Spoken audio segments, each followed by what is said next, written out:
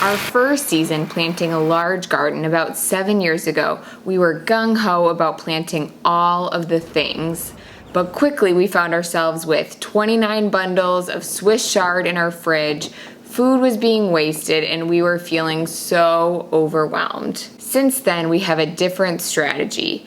We plant just the foods that our family loves, offers the best nutritional value, and is going to feed us all year round. It's been a really full couple of weeks for our family, so around this time of year, at the end of May, beginning of June, Jim and I like to cram all of our celebrating into like a 1 to 2 week stretch. So we have his birthday, and then my birthday, and then our anniversary, all coinciding with planting time. And so it's just been a really crazy fun, but crazy full couple of weeks.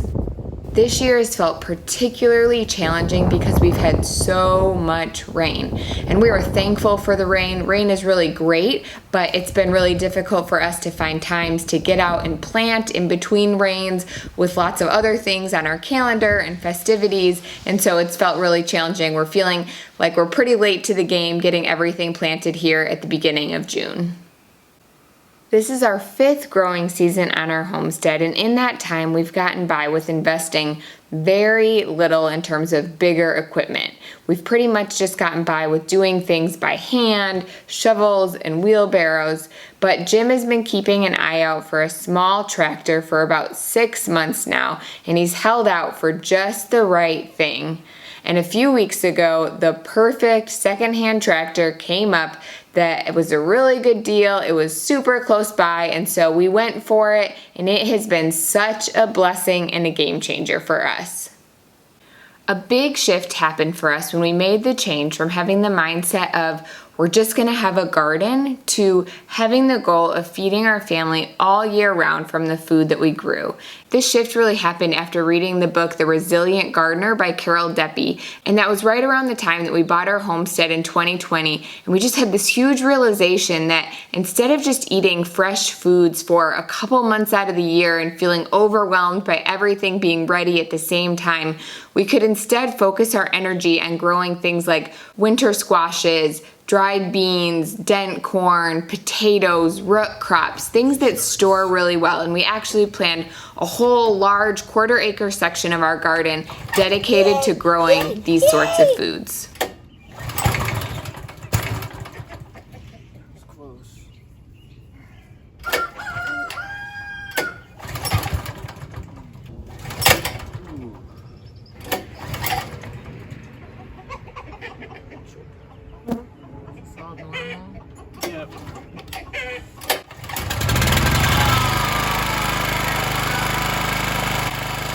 We wanted to maximize this space as much as possible.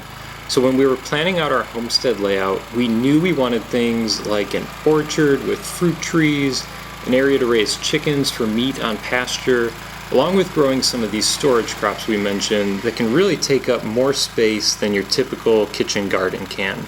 So we wondered if it was possible to combine all of these in one garden system instead of each being its own separate entity on the homestead. The space we targeted for this was approximately 50 feet wide by 200 feet long. So it was basically a long, narrow rectangle. And while that's a 1/4 acre, that may not translate to a standard 1/4 acre backyard. But some version or different scale of this can definitely be doable on most homesteads or even in suburban yards. We started by planting our fruit trees. So we did 3 long rows, about 175 feet each, and planted a fruit tree every 18 feet or 10 per row, so we have 30 trees total in our orchard. We planted many apple trees, but also pear, peaches, plums, and cherries. And these were planted 3 to 4 years ago now, and this is the first year we're seeing a significant amount of young apples forming, so we're hoping it's enough to supply our apple needs for the whole year. Between those 3 rows, we tilled up 2 more rows that are about 150 feet in length, and these rows are where we plant the majority of our storage crops each year. So in one row, we plant the 3 sisters, corn, beans, and squash. planting the Three Sisters has been one of our favorite discoveries as homesteaders. So if you've never heard of it, the Three Sisters is a traditional method of companion planting, and it just makes so much sense. So how we do it in these rows is first we form a circular mound of soil about every 4 feet. Then first you plant your corn. We do 4 per mound, about 6 inches apart. And after the corn is established, so about a week or so later, then you plant your beans. We've done between 4 to 6 bean plants per mound. Then the last thing is you plant your squash plants between these mounds. All right, get their shells first. Get the ones. Shotters. The beauty of this system is that all the plants work together. The corn forms these solid, tall stalks that the bean plants just naturally trellis up. And then the bean plants are legumes which add nitrogen back into the soil, and corn loves nitrogen.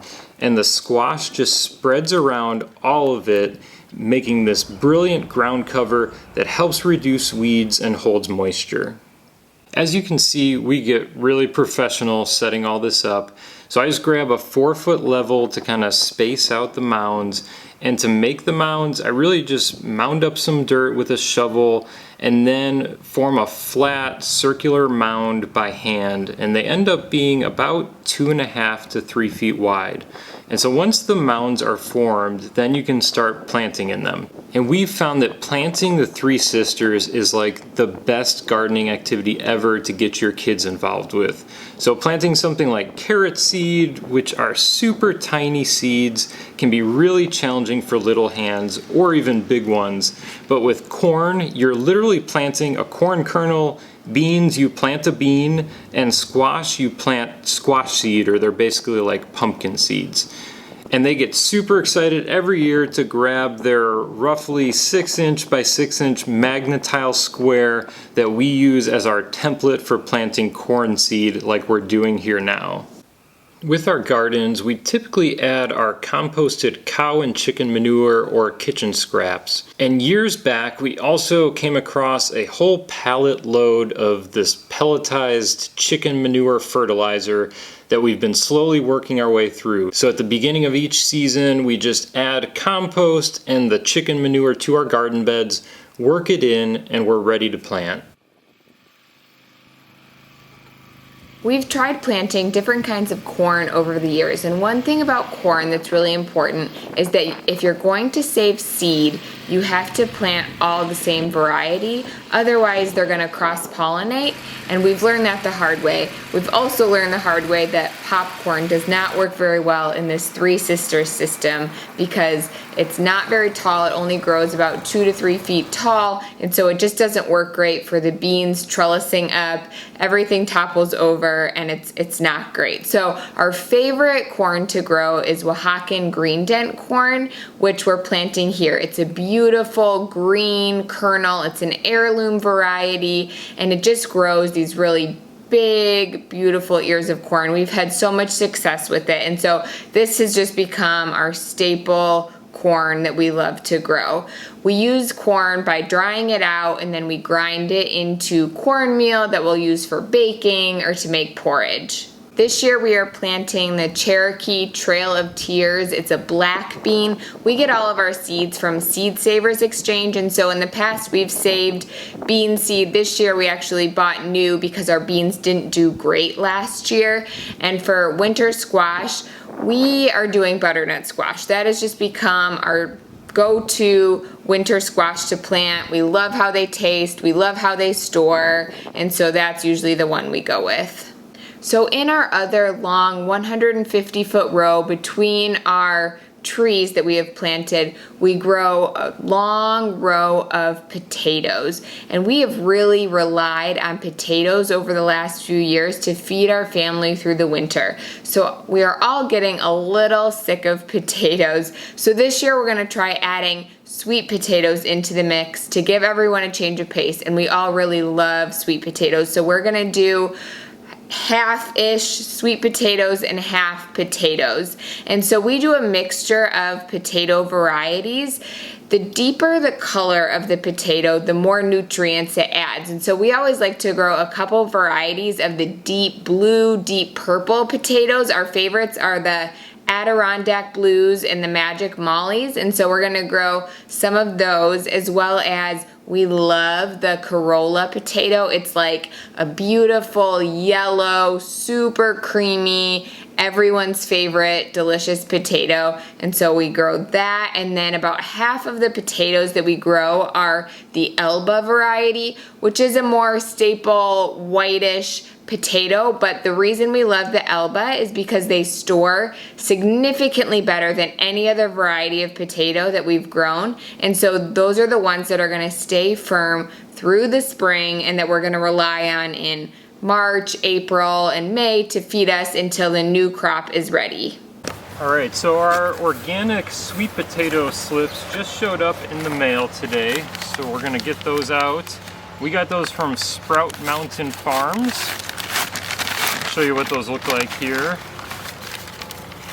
But this is an order of 100 sweet potato slips. So this is what they come like, and it's recommended that you actually put them in a bucket of water to rehydrate them for about 30 minutes or so before planting. So we're gonna do that here, and then we're gonna go ahead and get them planted. So in the past we've planted just one long row of potatoes, but this year with the addition of the sweet potatoes, we widened that row so that we could fit 2 rows of potatoes side by side.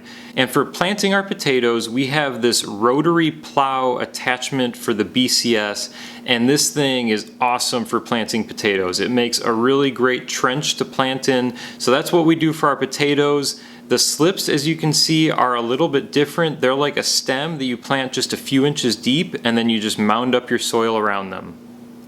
So in this system, we have our 3 rows of fruit trees and then our 2 rows of storage crops in between the rows of fruit trees.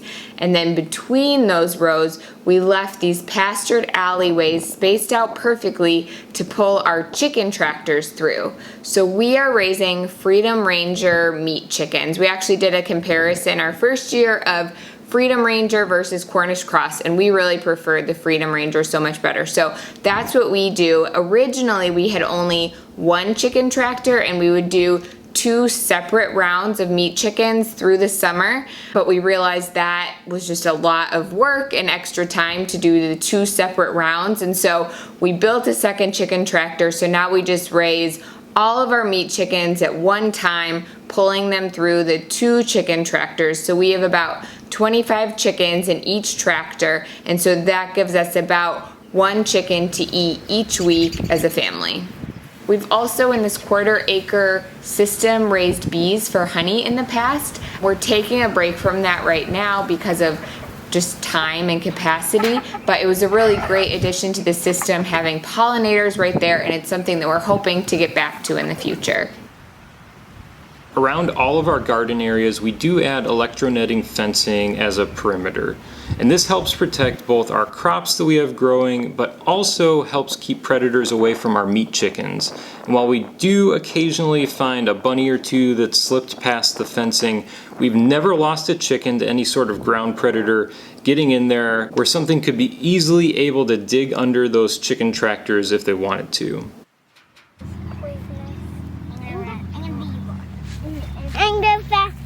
As fast as the race car. Fast as a race car, you're gonna be zooming. All right. Yes, I am. Are you Next round of drip. Who's ready? Yeah. All right. Behind Daddy. Here we go. 3, 2, 1. Blast off! Whoa, whoa, whoa.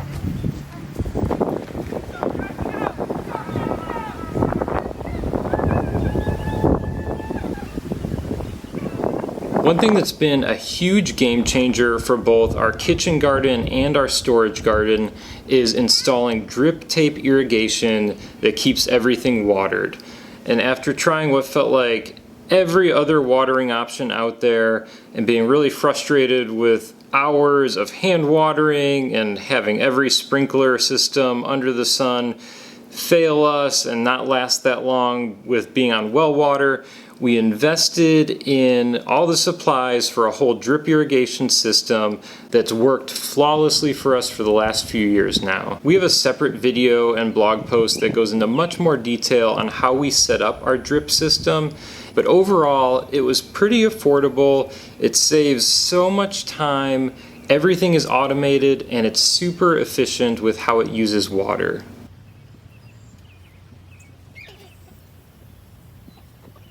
Living on a homestead, and really just life in general, there's always interruptions that pop up out of nowhere, but this was a really fun one for us. So it was actually on Joelle's birthday. We were going out to plant our kitchen garden, and I heard some loud cheeping coming from our chicken coop. Alone and looking pretty hopeless in the corner of our coop, I found a freshly hatched baby chick that one of our broody hens must have just rejected, and it was basically left there for dead. So I brought it in the house quickly, made this makeshift cardboard box brooder, set it near our oven for warmth, and then we brought our kids over, asked them if they would nurture this little baby chick back to health, and they gladly did and have been taking their role super seriously. And we're really hoping it's a she because they named her Olivia. All right, who's ready to plant a garden? All right, I got the seeds here, guys, and we need to go get some of our tools and whatnot. Yeah, I'll get the devil. The devil. Okay, All right. I started it. Besides our 1/4 acre storage garden, we also have another kitchen garden space that's closer to our house. And so that's roughly 25 feet by 35 feet. And what we grow here changes somewhat from year to year, but we always have our staples. And so when we're selecting the variety of vegetables that we grow, the two things we always try to look for are growing the most nutrient-dense varieties. And so for this, I love the book Eating on the Wild Side by Joe Robinson. It's a great resource for maximizing the nutrition from the produce that you either buy or you grow. She has some really helpful tips in there. The second thing that we look for is trying to find varieties that are going to store the best. This year in our kitchen garden, we have a row of garlic planted that we planted last October that is looking great. We're about to pull the scapes here pretty soon, and then that garlic should be ready to harvest in about another month to 6 weeks in July. We like to grow a lot of carrots, so there is a full row of carrots here, and we plant them pretty close together and try to maximize our space to get as many carrots as we can, because carrots are so good for storing for so many months. We're still eating carrots that are perfectly firm from last year. We also do a good amount of beets, which is another great one for storage. We like to get the deep, dark red varieties, like the Detroit dark red, because with those darker beets, you're gonna have more nutrients. We also do a lot of cabbage for making sauerkraut, and again, I like to get that red cabbage. I know that's not technically sauerkraut if you make it with red cabbage, but that's how we like to do it, just for the added nutrients.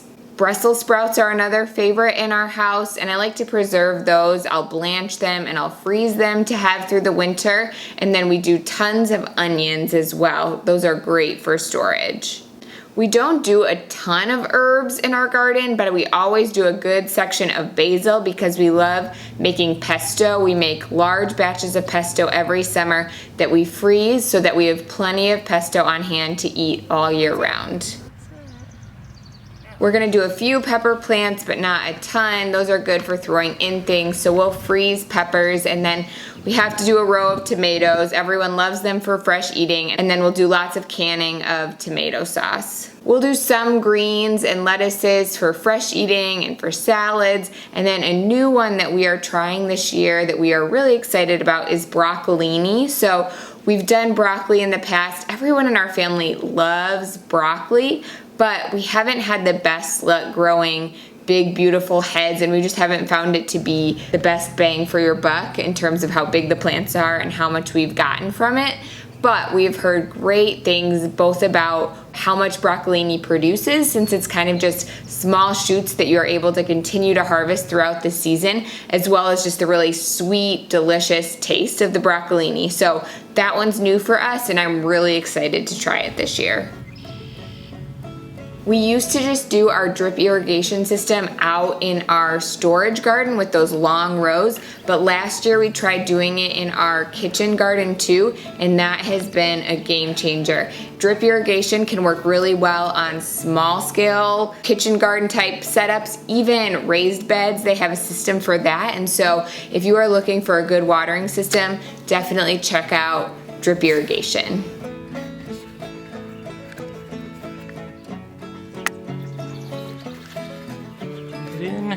So while we still have a couple Swiss chard plants in our garden now, the whole thing feels so much more appropriately scaled and manageable and not overwhelming for us.